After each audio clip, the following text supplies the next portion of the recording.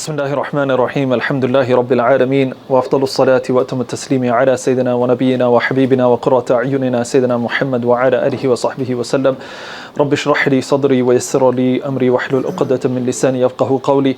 يا ربي بالمصطفى بلغ مقاصدنا واغفر لنا ما مضى يا واسع الكرم. الحمد لله.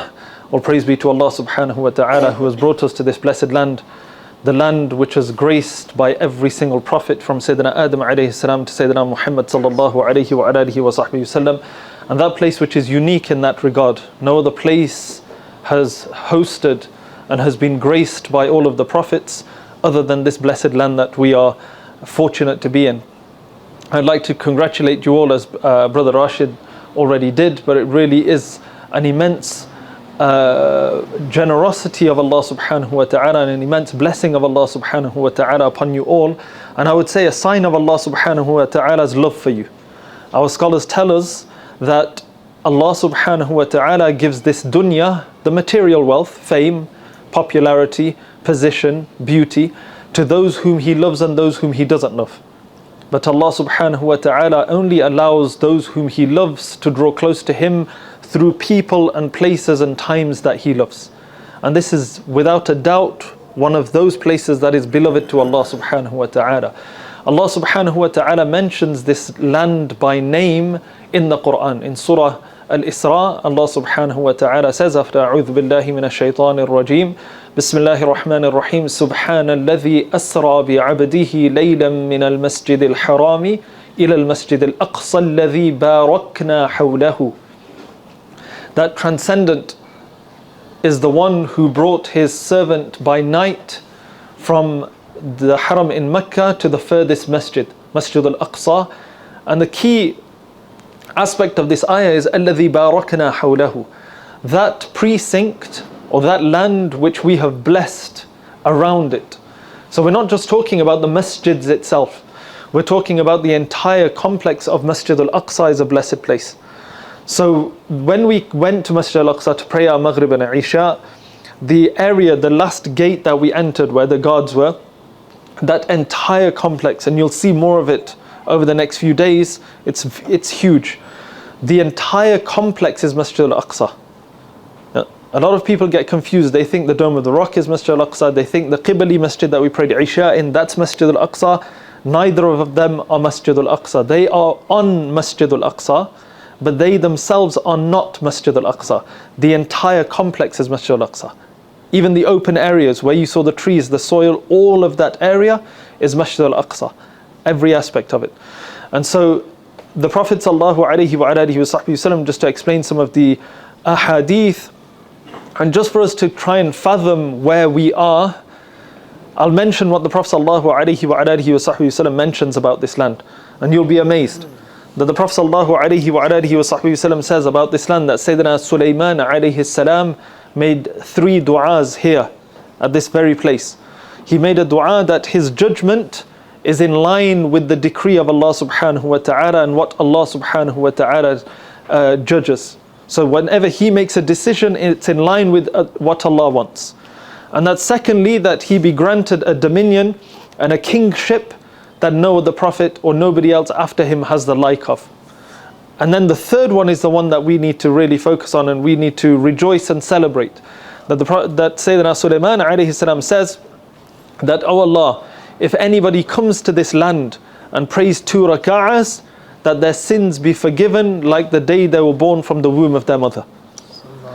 And the greater blessing in that is that the Prophet sallallahu alaihi wasallam, he makes that dua as well, and he says that perhaps, and what he says is there's a hope, a high hope, that this dua of Sayyidina Sulaiman alayhi salam has been answered.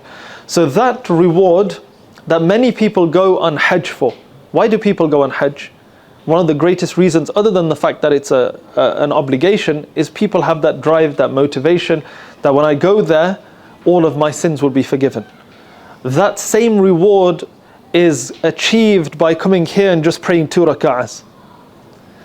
Sayyidatuna Maymuna radiyallahu ta'ala anha, mother of the believers and the wife of the Prophet sallallahu alaihi wasallam, she asks the Prophet sallallahu alaihi wasallam that give us a verdict and a legal ruling regarding Masjid Al-Aqsa. What's your command, Ya Rasulullah? The Prophet ﷺ repeats 3 times. He says, go to it and pray there. Go to it and pray there. Go to it and pray there. Direct command of the Prophet ﷺ. Sayyidatuna Maymuna radiyallahu ta'ala anha, understanding the circumstances, because at that time Masjid Al-Aqsa was not in the control of the Muslims, she says, if one cannot go there, then what? And the Prophet ﷺ says, if you cannot go there, then send oil for its lamps. Yeah? And that will be as though you have prayed there. We are fortunate that we have been blessed with that first option. The vast majority of the ummah does not make the intention nor plan to come here. That's the sad thing.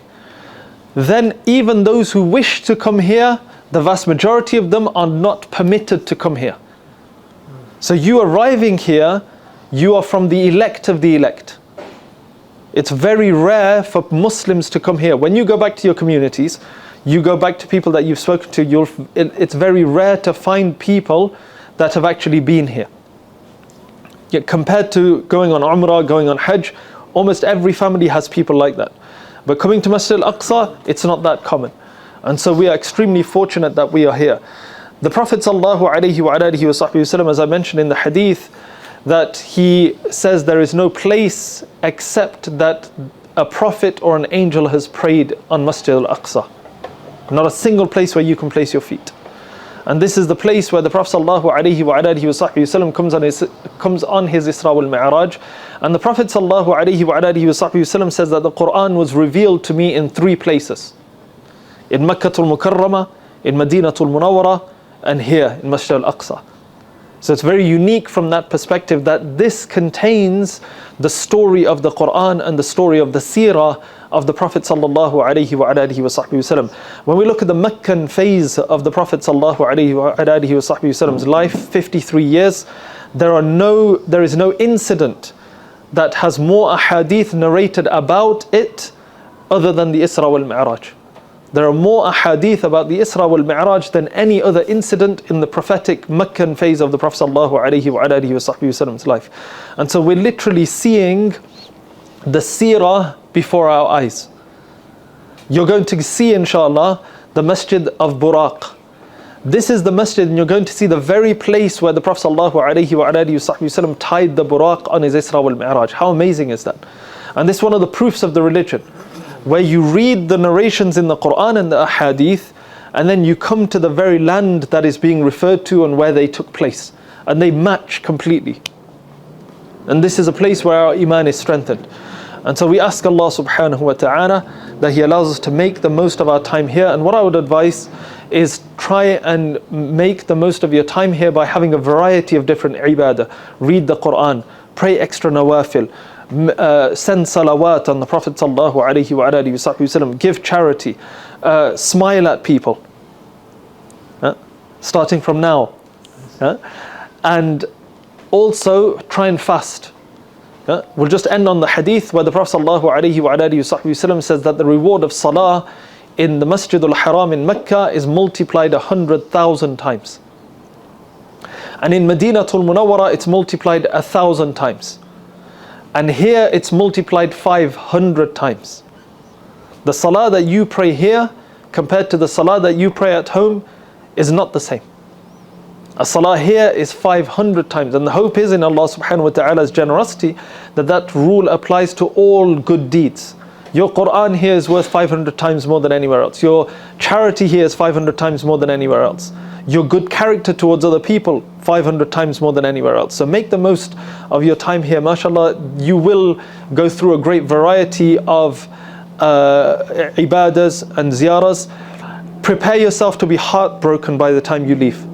Seriously, you will fall in love with this place before you leave. And the first group that went, they're still sending us messages now. They're very sad. They were very jealous of the fact that the rest of the team, we're able to still stay here for the next 5 days. But this is one of those places that I don't know of anybody who has come here with us except they have fallen in love with it and they have been heartbroken by the time they've left it.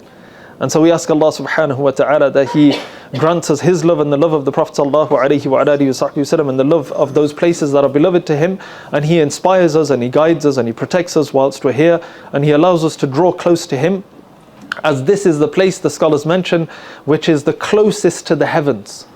There is no place on earth that is closer to the heavens than here, and that's one of the wisdoms as to why the Prophet ﷺ came here for the Isra wal Mi'raj. And the Prophet ﷺ, when he comes here, ﷺ, he goes back to his people, and it becomes a difference between Iman and Kufr. Yeah, it becomes a very crucial moment in the life of the Prophet ﷺ. Inshallah, there's so much to say. And I know you're very tired, forgive us, but there were some very important messages we needed to convey. After the walking tour tomorrow, you will get a very good understanding of the city. After that, you will have the ability to go and explore for yourself and make the most of those key places. You're going to see the place where Sayyidatuna Maryam alayhi salam used to perform her seclusion, and that is mentioned in the Quran, where the dua of a prophet was answered. You're going to see the house of Sayyidina Zakaria alayhi salam, and where his mihrab is, where he used to pray. You're going to see the place where Sayyidina Umar radiyallahu ta'ala anh built first, and where he prayed salah. You're going to see the place where the Prophet ﷺ ascended to the heavens. You're going to see the place, the very spot where the Prophet ﷺ led the prophets in salah. The list goes on and on. Yeah, it's just completely concentrated with ziyaras of barakah here, as was mentioned by Allah subhanahu wa ta'ala in the Quran. Inshallah, we're here to serve you, and we genuinely mean that, the whole team, including myself, we're here to serve you. Inshallah, if you need anything at any time, if you're worried about anything, you need any advice, you need to go somewhere, you need to be reminded about something, anything, we're here for you, inshallah, and it's our honor to serve you. Jazakumullah khair, wa sallallahu ala sayyidina Muhammad wa ala alihi wa sahbihi wa sallam.